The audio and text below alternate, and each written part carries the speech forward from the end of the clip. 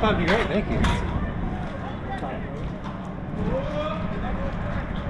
Coach on the stand. Camera's live over here.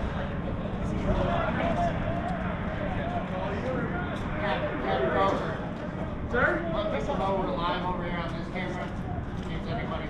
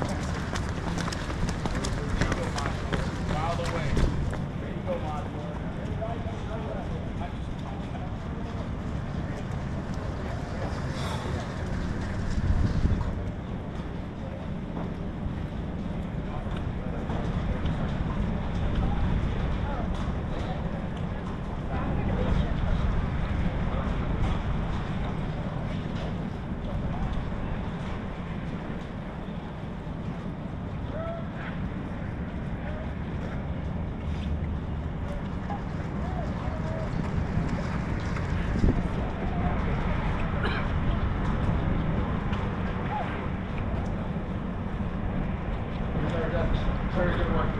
Thanks, sir. Very good.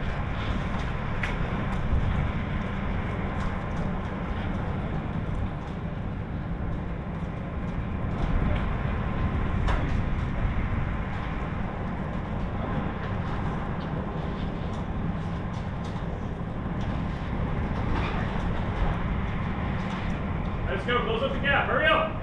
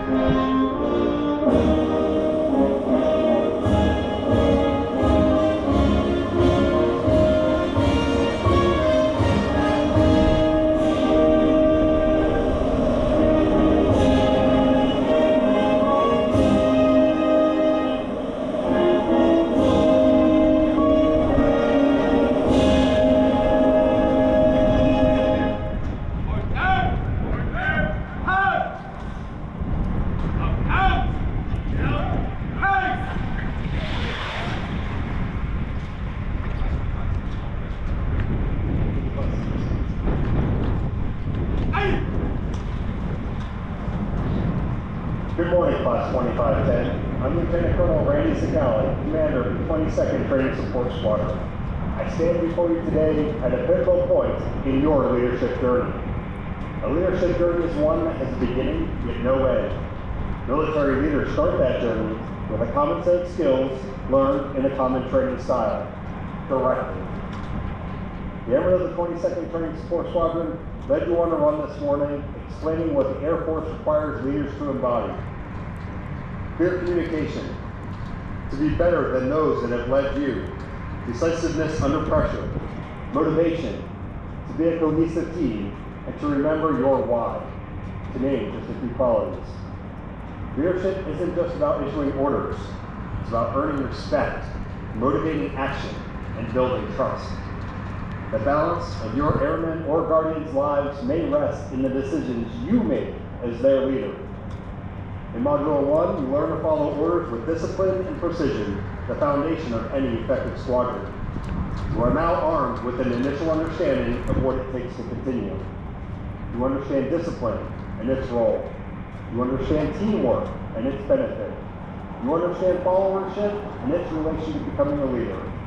You understand that your leadership journey is just beginning. Should you decide to continue that journey at OTS, the path will unfold differently for each of you. The past few days, we have laid a foundation for which you must decide if you are ready to put in the hard work to continue. Officer Training School will only graduate warrior-minded leaders of character who are committed to our oath, values, and creed. You have successfully completed your acculturation phase. However, there is still a long training road ahead. If you take that first step this morning, you'll have the power to make a difference, not just for yourself, but for the entire unit you serve. The skills you acquire here will help you not just in the military, but throughout your life. Never stop striving to become a better leader. Today, as you move into the next training module, you'll be asked to take that first step together. Please listen carefully to what those words mean and carefully consider your choice. Good luck and Godspeed, Airmen.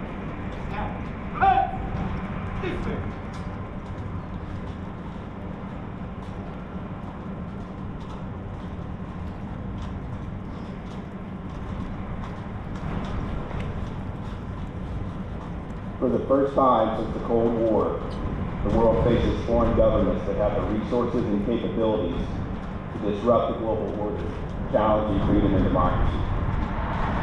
Driven by a thirst for power achieved through oppression, a great power competition is upon us, and the world looks to the United States of America for hope. Hope for peace, hope for stability, and hope for the future. In response, it is and has always been the American volunteer who steps forward to protect our freedoms. It is and has always been the American volunteer who proves that integrity, service, and excellence yield the strength of character common only to the top 1%. Are you that 1%? I'm Lieutenant Colonel Greg Jackson, Commander, 24th Training Squadron, and we are in this together if you choose to be. Look down at the blue line in front of you. It is a symbol of choice and acceptance. It stands between you and a life of service and sacrifice. It stands between you and your continued leadership journey. It stands between you and the commitment to defend the Constitution of the United States against all enemies, foreign and domestic. It stands where it's always stood, just in front of American potential.